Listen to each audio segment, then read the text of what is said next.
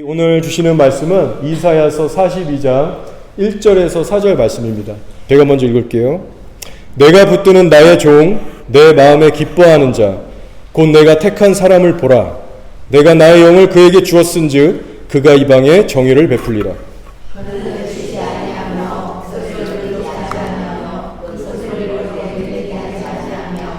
상한 갈대를 꺾지 아니하며 꺼져가는 등불을 끄지 아니하고 진실로 정의를 시행할 것이며 그는 쇠하지 아니하며 낙담하지 아니하고 세상에 정의를 세우기에 이르리니 성들이 그 교훈을 앙망하리라. 아멘.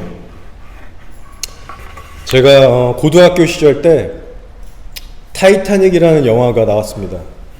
소위 대박 히트를 친 그런 영화였는데 여러분도 잘 아실 거예요. 실제 사건을 베이스로 해서 만든 영화입니다. 그 레오나르도 디카프리오라는 아주 그 잘생긴 남자 배우가 주인공으로 나왔던 영화인데 때는 크리스마스였습니다. 제가 크라이처치에 있을 때인데 고등학생 때였죠. 친구들하고 뭣도 모르고 할 거 없어서 우르르 몰려가서 보고 왔는데 참 감동을 받았습니다. 그 남녀 주인공들의 러브스토리가 정말 짠했고 너무 아름다웠어요. 음악도 너무 좋았고 그런데 여러분 사실 이 내용은요 그냥 마냥 재밌다고 할 수 없는 비극적인 스토리입니다.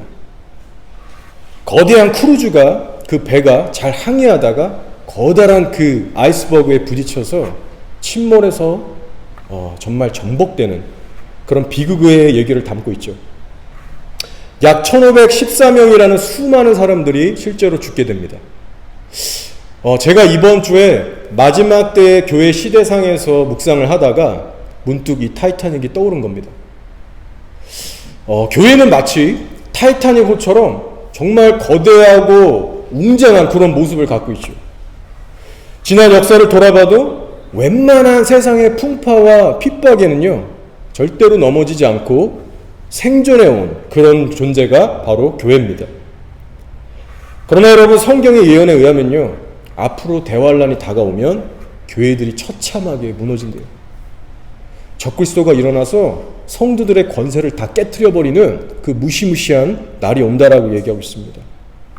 얼마나 많은 순교자들이 나오게 될지 몰라요.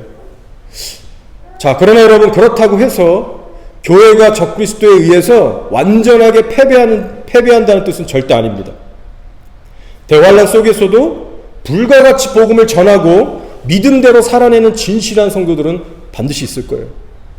아무리 교회 건물들이 부셔지고 성도들이 순교를 당하고 잡혀가서 뿔뿔이 흩어져도 그리스도의 몸된 교회는 끝까지 살아남아서 복음을 땅구석까지 전하게 될 겁니다.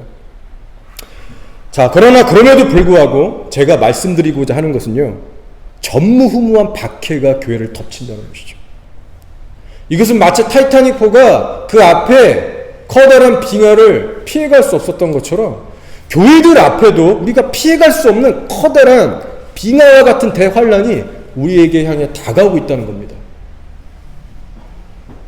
그렇다면 그 거대한 빙하에 우리 교회들이 부딪힐 때 그 충격 여파는 여러분 이루 말할 수가 없을 것인데 과연 저와 여러분의 믿음이 준비되었는가? 여러분 이것이 중요한 질문이 되는 겁니다. 여러분 세상의 모든 교회들이 흔들리고 깨지는 날이 반드시 옵니다. 따라서 이제는 우리가 어느 좋은 교회에 가느냐 다니느냐의 문제도 아니고요. 내 신앙이 어떠한가? 과연 저 다가오는 세상을 이길 수 있는 신앙으로 내 자신이 준비되어 있는가? 여러분 이것이 너무나 중요한 거예요.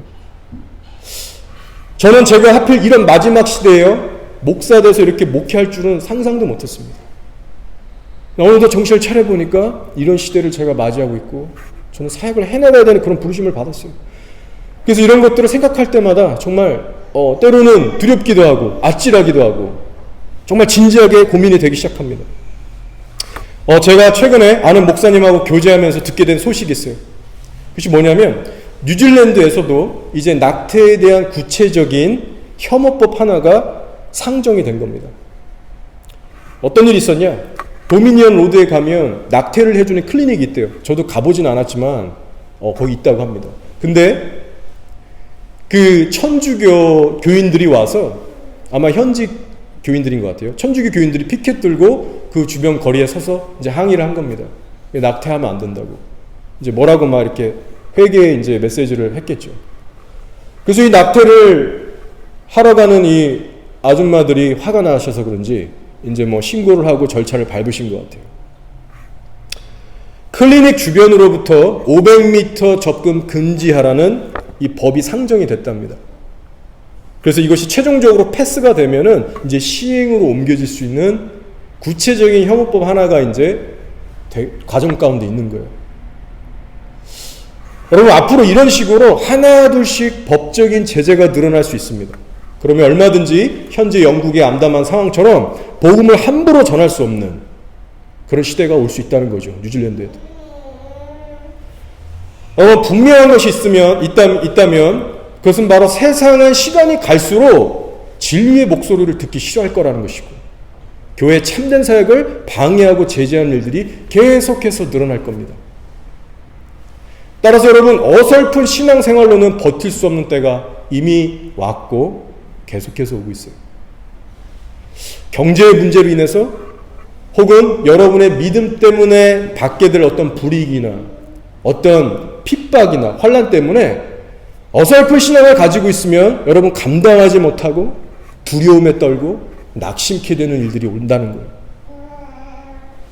자, 그렇다면 여러분, 이에 대한 해결책이 뭐라고 생각하십니까? 세상의 핍박과 압력 속에서 승리할 수 있는 비법이 뭘까요? 자, 그런 의미에서 오늘의 말씀은 해답을 주고 있습니다. 이사야서 42장 4절을 볼게요. 그는 쇠하지 아니하며 낙담하지 아니하고 세상에 정의를 세우게 이르리니 섬들이 그 교훈을 앙망하리라고 했습니다.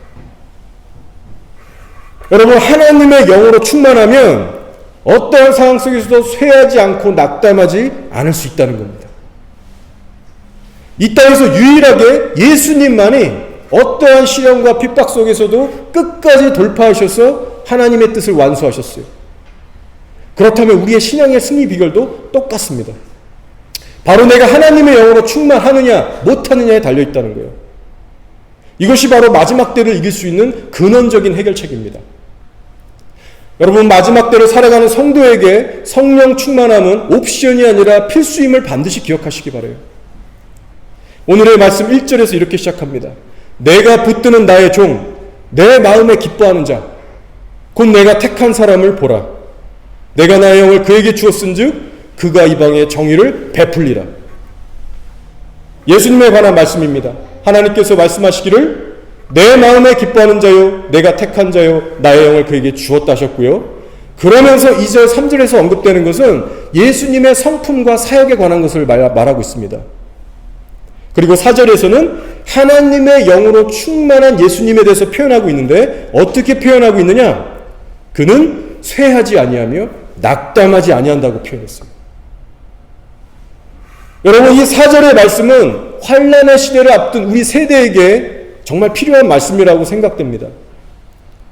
불법이 성에서 사랑이 식어지는 이 시대 가운데 정말 악이 판을 치는 이 마지막 때, 여러분, 세상이냐 예수냐 둘 중 하나만을 선택해야 하는 그 기로에 섰을 때 얼마나 많은 큰 정신적이고 물리적인 고통을 우리가 감내해야 되는 그런 시대에 살고 있습니까? 우리들의 인간적인 힘만으로는 도저히 감당이 안 되는 거예요.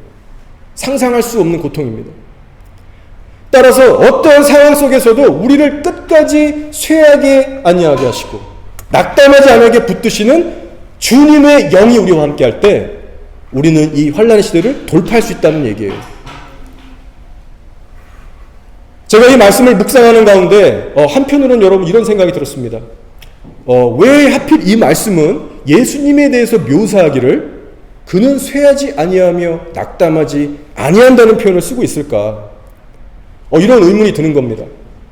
예를 들어서 그는 강하고 늘 기뻐하여 이런 좀 더 밝고 긍정적인 표현을 쓰지 않고 왜 하필 그는 쇠하지 아니하고 낙담하지 아니한다는, 어떻게 보면 하나님께 어울리지 않는 그런 표현을 쓰고 있나 그런 생각이 드는 거예요.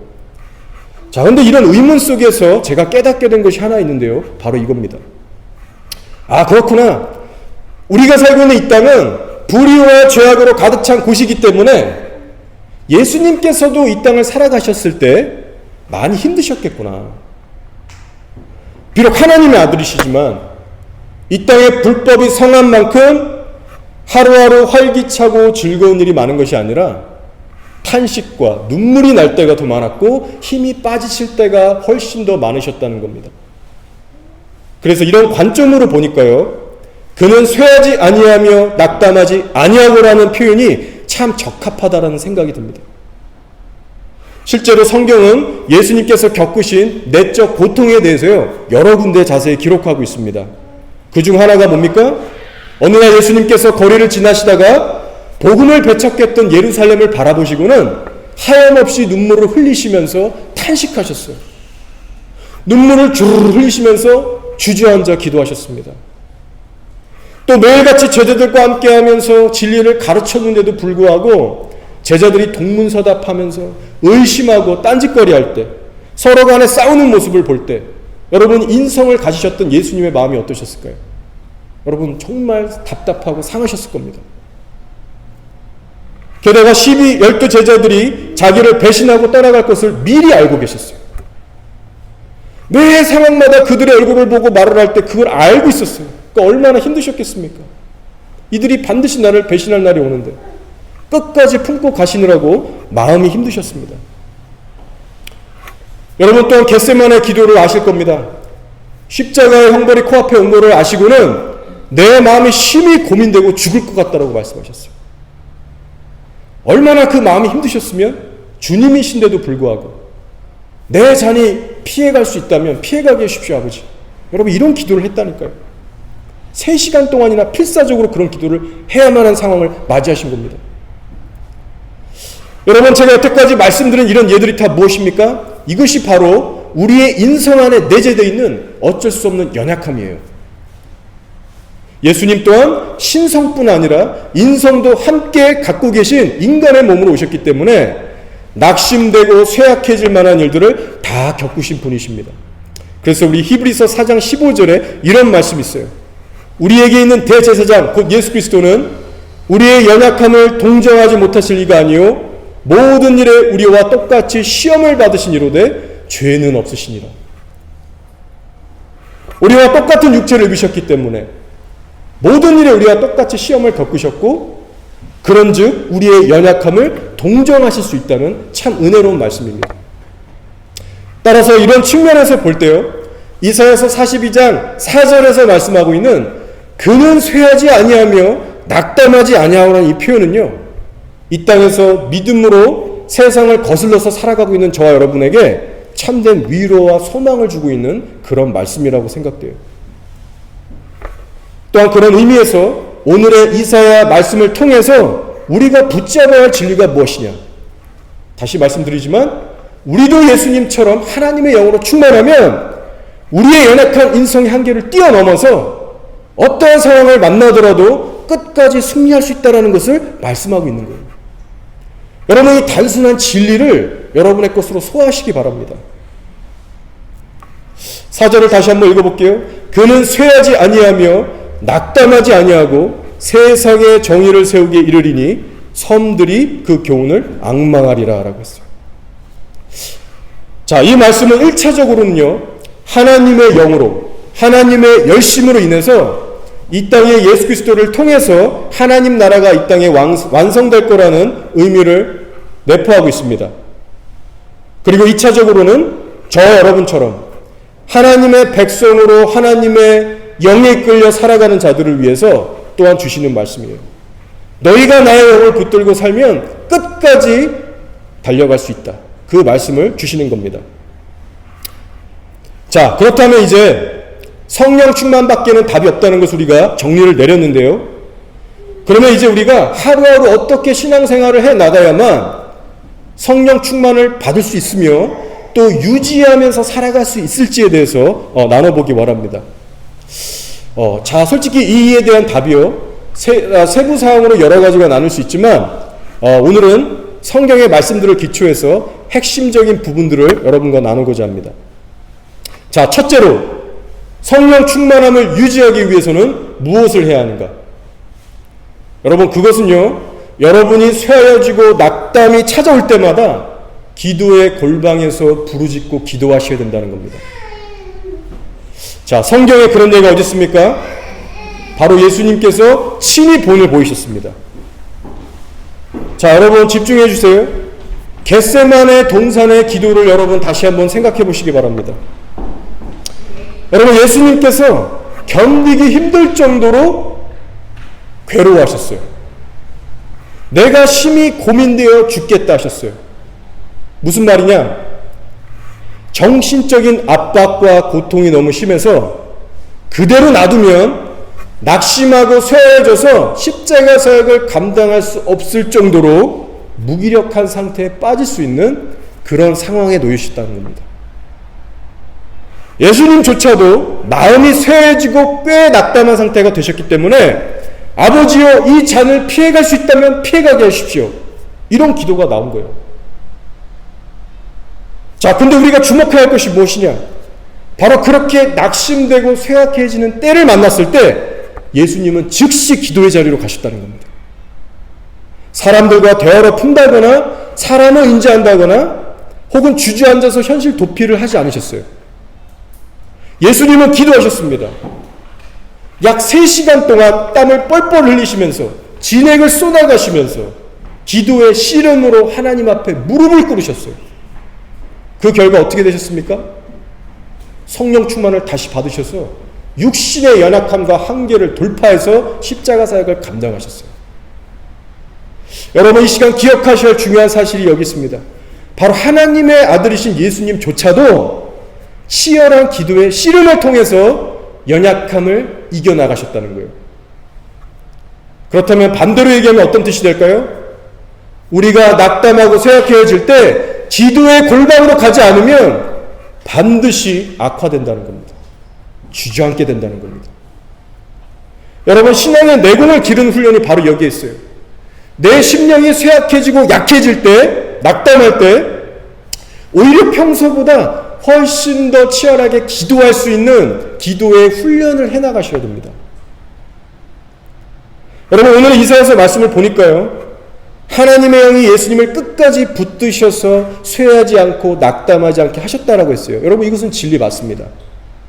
자, 그러나 여러분, 그렇다고 해서 예수님이 이 땅에서 사셨을 때 쇠하지 않고 낙담할 일이 없었다는 일이 전혀 아니에요. 그런 뜻이 아닙니다. 앞서 저랑 살펴봤듯이 예수님께서도 수도 없이 쇠약해지고 낙담해질 만한 일들을 계속해서 만나셨어요. 그러나 예수님은 그때마다 무릎을 꿇고 기도하심으로 인간적인 낙심과 무기력함에 대항해서 싸우셨다는 거예요. 전투적인 기도를 하셨다는 거예요. 여러분, 이것이 뭘 말해줍니까? 바로 성령 충만을 유지하기 위해서는 반드시 저와 여러분, 우리 쪽에서도 대가지불을 하면서 기도로 싸워야 되는 몫이 있다는 거예요. 여러분, 한번 생각해 보세요. 하나님 아버지께서 어떠한 분이신지 성경을 보시면서 하나님 아버지가 실제로 당신의 자녀들을 어떻게 이끌어 가시는지 한번 생각해 보시기 바랍니다. 예수님을 한번 봐보세요. 예수님께서 인류를 위해서 십자가를 지시고 대속의 제물이 된다고 이 땅에 오셨어요. 그럼 하나님 아버지께서 보실 때 이거 놀랍고 너무나 귀하고 기특한 일이에요. 그러면 하나님께서 어떻게 하셔야 돼요? 십자가 사역이 다가올 때든가 어려운 시험이 올 때마다 그게 힘들지 않도록 그때 알아서 성령을 부어주셔야 마땅합니다. 겟세마네에서 막 이런 전투적인 기도 안 해도 될 정도로 때가 되면 성령을 알아서 자동으로 부으셔서 고민 없이 가게 하시면 얼마나 좋습니까? 근데 여러분, 하나님 아버지께서 그렇게 안 하셨어요. 하나님의 아들이신 예수님께도 그렇게 안 하셨다는 거예요. 여러분, 오늘날 우리도 마찬가지입니다. 하나님을 위해서 섬긴다라고 하는 저 여러분에게요, 수많은 시험거리와 상하고 낙심된 일들을 허락하세요. 그 상황들을 마주하게 하세요. 그러나 그러한 순간에 하나님께서 기대하시는 반응은 무엇이냐면 기도의 방으로 가서 부르짖고 싸우길 원하신다는 거예요. 그렇지 않으면 그 낙심과 쇠하여지며 여러분의 성령 충만을 소멸하고 꺾어버립니다. 그러니까 싸우셔야 되는 거예요.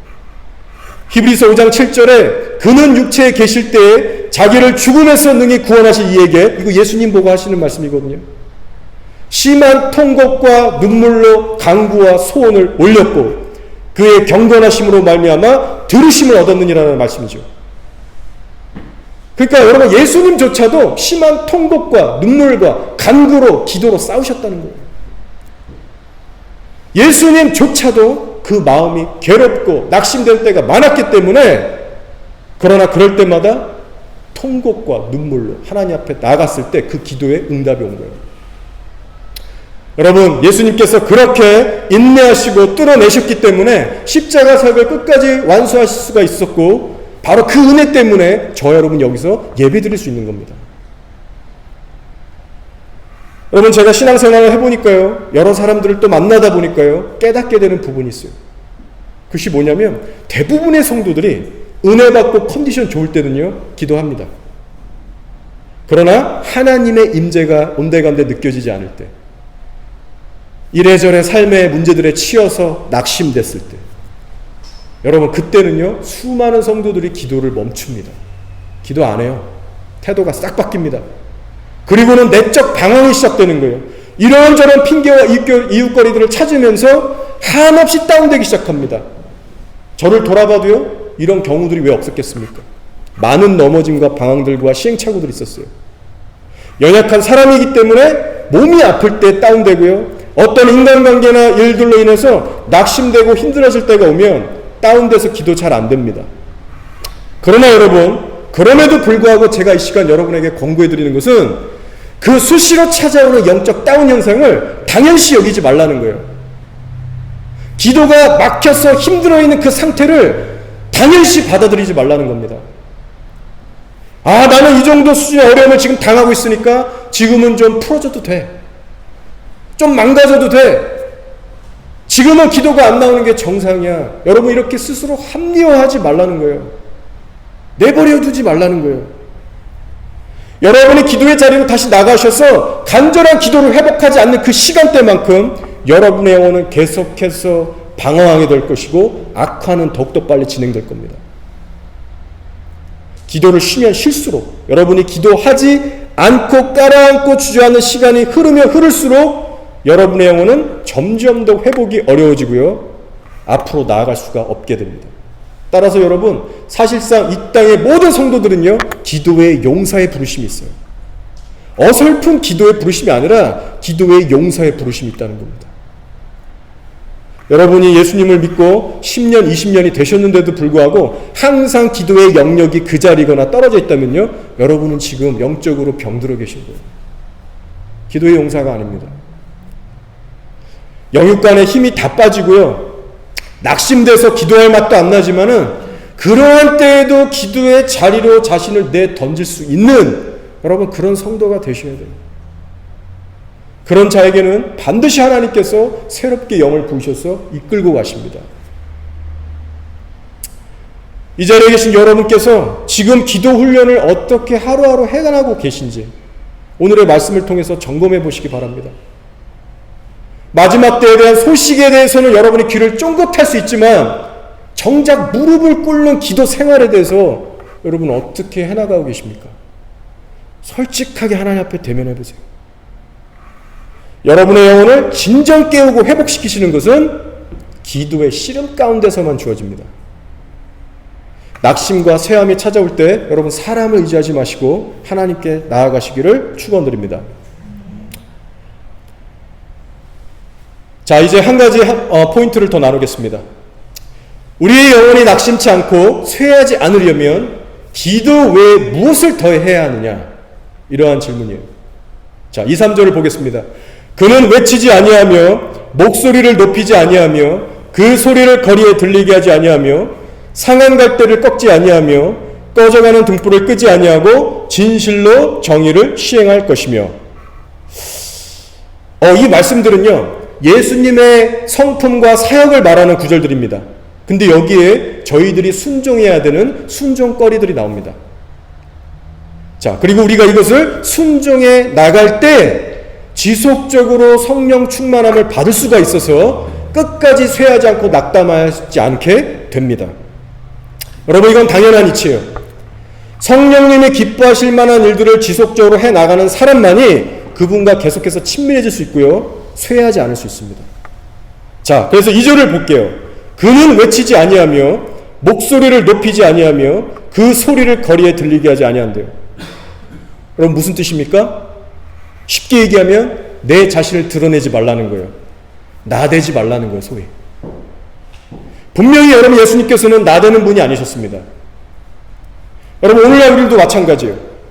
성령 충만을 유지하기 위해서는요, 절대 기도로만 부족하고요, 내 자신을 낮출 수가 있어야 됩니다. 절대 나대면 안 돼요. 여러분의 집안에서 가족들과의 관계에서, 회사에서 동료들과의 관계에서, 여러분 교회 안에서 지체들과의 관계에서, 여러분의 이웃과의 관계 속에서, 여러분이 억울한 일을 당하고 남이 좀 날 이해해주지 않는다라고 해서 기분 상하고 기분 나쁠 때, 여러분 마음속으로 미워하고 분노하시고 판단하는 순간 성령의 임재가 소멸됩니다. 여러분 그 죄를 반드시 회개하셔야 돼요. 남보다 높아지고자 하는 그 교만함, 세상적인 경쟁 의식과 비교 의식을 버려야 됩니다. 그리고 더 깊게 파 들어가시면 내 안에 존재하는 열등감, 두려움, 이런 것들을 뿌리채 뽑아내시는 작업이 있으셔야 돼요. 내가 함부로 하는 말과 행동 때문에 하나님의 임재가 소멸됩니다. 입술 한번 잘못 놀렸다가 성령의 임재가 바로 소멸됩니다. 그러면 우리의 영혼이 덩달아 쇠약해지고 낙담이 찾아오게 돼요. 이거는 자연스러운 결과입니다. 여러분이 정말 성령님과 동행하시다면요, 이 말이 어떤 말인지 이해하실 거예요. 체험적으로.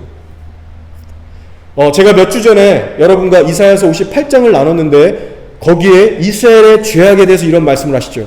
보라, 너희가 금식하면서 논쟁하며 다투며 악한 주먹으로 치는도다. 사람들끼리 논쟁하고 경쟁하고 다투면 성령님이 떠나신다는 거예요. 근데 이 기본적인 것이 이스라엘 공동체 안에, 각 가정과 공동체 안에 이루어지지 않고 있다는 겁니다. 여러분 저도 좀만 방심하면요, 혈기가 올라와서 아내하고 이렇게 싸우게 되잖아요. 여러분 이것이 얼마나 우리의 실제적인 삶 속에서 얼마나 치열한 전투이자 우리가 순종해야 될 거리들인지 모릅니다. 이것에는 관심이 없는 채 다른 거 하면 안 돼요. 나를 정말 십자가 앞에 부인하고 낮출 수가 있어야 됩니다. 여러분의 가정과 이 교회를 지키기 위해서, 우리가 정말 부흥의 길로 나가기 위해서면요, 함부로 말하고 행동하시면 안 돼요. 여러분 아실 거예요. 12제자들이 서로 누가 크냐 교만하게 경쟁하고 자기의 권위를 높이다가 결국 십자가를 져야 되는 그 로마의 병정들이 찾아왔을 때 다 도망갔어요. 따라서 여러분 앞으로 성령 충만을 구하시되 외적 충만을 구하시기 전에 내적 충만을 구하시기 바랍니다. 여러분 내적 충만은 뭐예요? 그리스도의 인격을 구하는 충만이에요. 근데 외적인 성령 충만은 은사를 행하고 기적을 행하고 능력을 행하는 그런 외적인 것들을 말합니다. 자, 근데 오늘 이사야서의 말씀에서 초점을 맞추고 있는 부분도 외적인 능력이 아니라 내적인 그리스도의 성품에 맞추고 있다는 겁니다. 그래서 그가 귀신을 쫓고 치유를 행할 것이다가 아니라 그는 외치지 아니하며 목소리를 높이지 아니할 것이다. 나대지 않을 것이다 라고 말씀하시잖아요. 그리스도의 성품을 강조하고 있는 거예요. 여러분 은사나 능력을 절대 먼저 구하지 마시기 바랍니다. 여러분 정말로 우리가 신뢰할 수 있는 영적인 거장들은요, 은사나 능력이 오면 얼마나 그것을 여러분 사용하길 두려워하는지 모릅니다.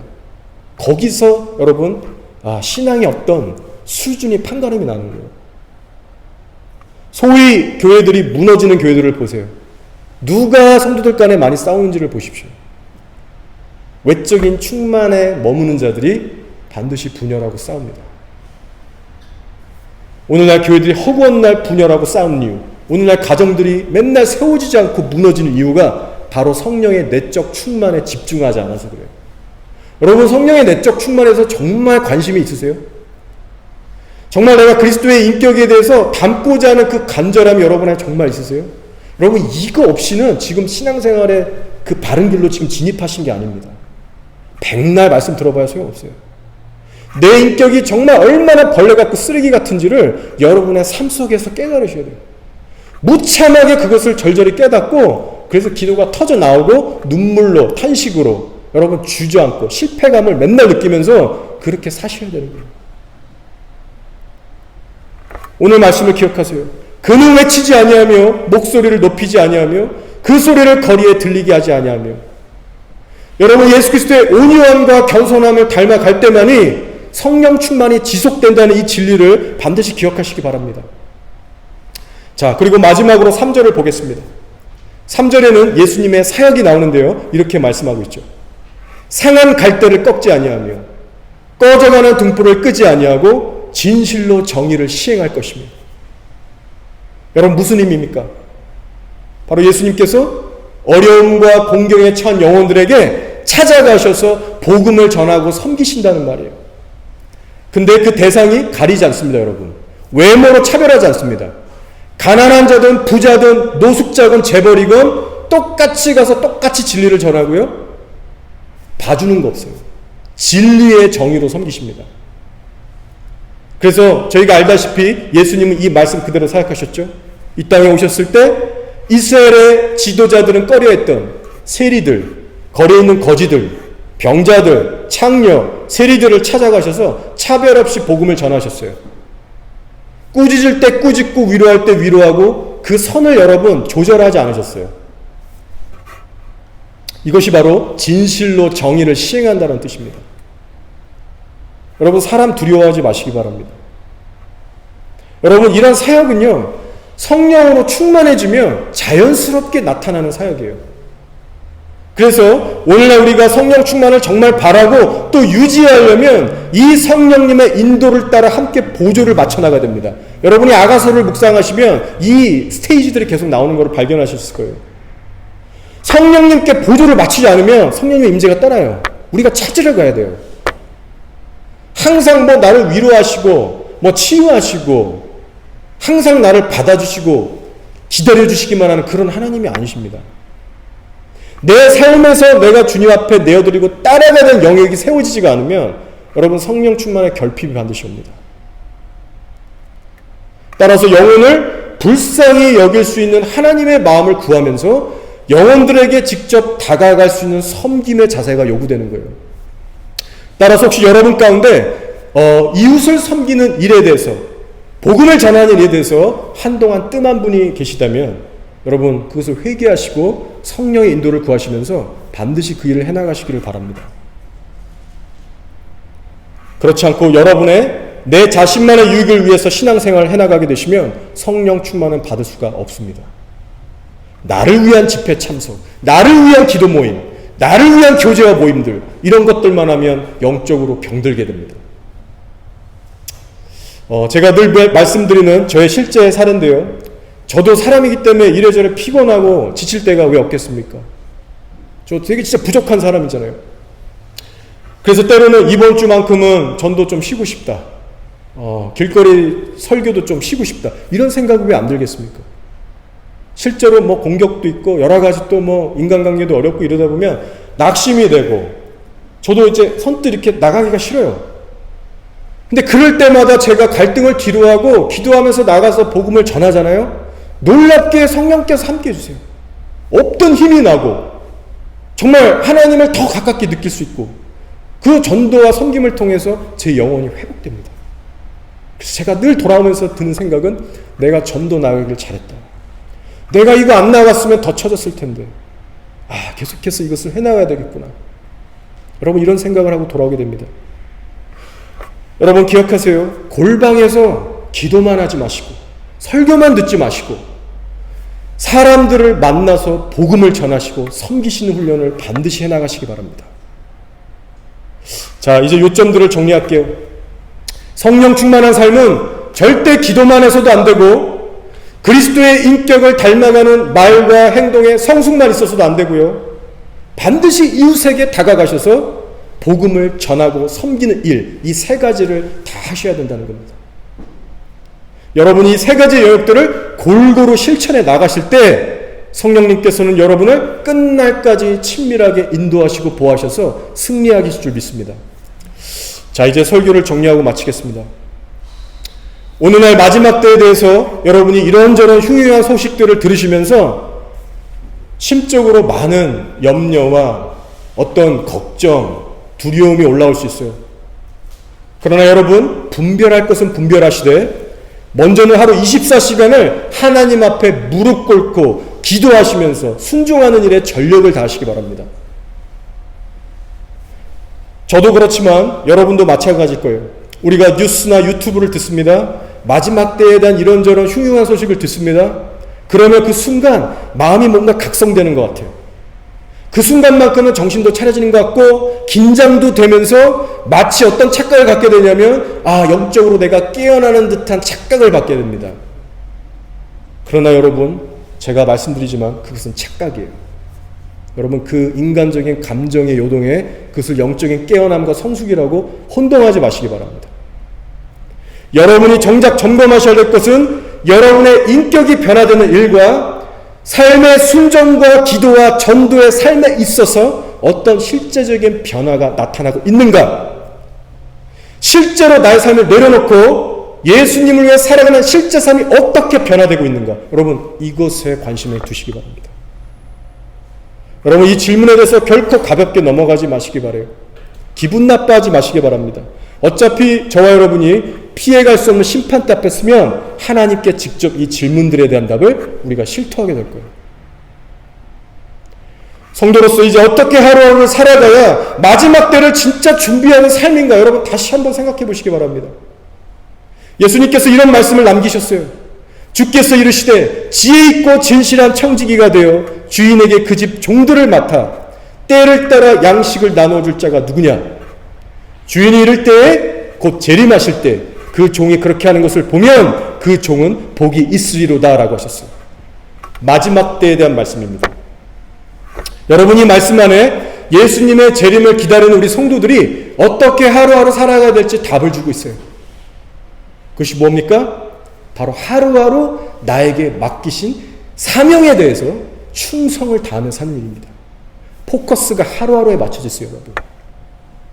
하루하루를 단순하고 성실하게 주의 말씀을 따라 인내로 살아가다 보면 언젠가 예수님이 재림하실 것이고, 하루하루 맡겨진 사명의 자리에서 충실하고 섬기는 그 모습을 볼 때 그 종이 축복을 받는다는 겁니다. 거창하고 요란한 게 아니에요, 여러분. 들떠서 이상한 거 하는 거 아닙니다. 이미 나에게 주어진 24시간 하루 속에서 이미 나에게 가르쳐주신 말씀대로 묵묵히 충성스럽게 하루를 살아낼 때 그 사람이 마지막 때 환난을 이길 수 있고요, 예수님의 재림 때 택함받은 백성이 된다는 겁니다. 여러분, 오늘의 이사야서 말씀을 통해 나눈 이 세 가지 포인트들을 여러분 기억하셔서 이제 삶 속에서 여러분 이것을 꼭 실천해 나가셔서 이 마지막 때 정말 하나님의 거룩한 군대로 사용받을 수 있는 그런 귀한 믿음의 그릇에 저 여러분이 되기를 주의 이름으로 축복합니다. 아멘. 이 시간 우리 다 함께 기도하겠습니다.